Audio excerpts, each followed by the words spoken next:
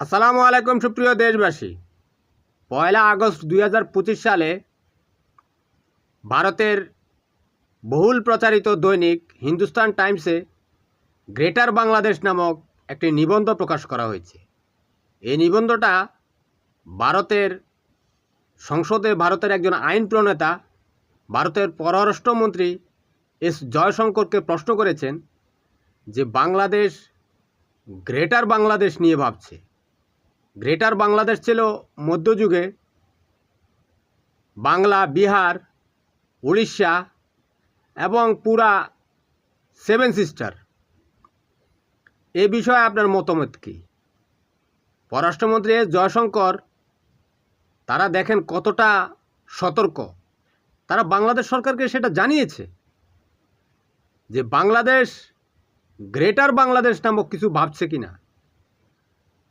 14 April 2025 সালে ঢাকা বিশ্ববিদ্যালয়ে আমাদের ইতিহাসবিদ, যে সমস্ত ইতিহাস বিষয়ে যারা গবেষণা করে সে সমস্ত ছাত্ররা একটা আলোচনা বিষয় এটা নিয়ে তারা আলোচনা করেছে। সেই খবর ভারতের হিন্দুস্তান টাইমস জেনে ফেলেছে। চিন্তা করেন, ভারতীয় গোয়েন্দা বাহিনীর বাংলাদেশের পরতে পরতে বসে আছে। যেখানে ছাত্ররা তাদের মধ্যযুগের বাংলাদেশের যে গ্রেটার বৃহত্তর বাংলাদেশ ছিল সেটা নিয়ে আলোচনা করেছে। পৃথিবীর সব দেশেই তো তাদের ইতিহাস নিয়ে আলোচনা গবেষণা এগুলো চলতে থাকে, কিন্তু এই খবরটা তারা পেয়ে গেছে। তারা সে ব্যাপারে তীব্র প্রতিবাদও জানিয়েছে এবং এ ব্যাপারে তারা তুরস্কের যে প্রেসিডেন্ট এরদোয়ান তাকে পর্যন্ত অভিযুক্ত করেছে। বলছে তুরস্কের এরদোয়ান সরকারের সহযোগিতায় সালতানাতে বাংলাদেশ নামক একটা সংস্থা বাংলাদেশে প্রতিষ্ঠিত হয়েছে, যাদের উদ্দেশ্য হচ্ছে গ্রেটার বাংলাদেশ প্রতিষ্ঠা করা। অর্থাৎ ভারতের এখন যেই বাংলা, বিহার, উড়িষ্যা, সেভেন সিস্টার রয়েছে এগুলো নাকি বাংলাদেশ দখল করবে। আরে ভাই, বাংলাদেশটাই তো ধরে রাখতে পারছে না।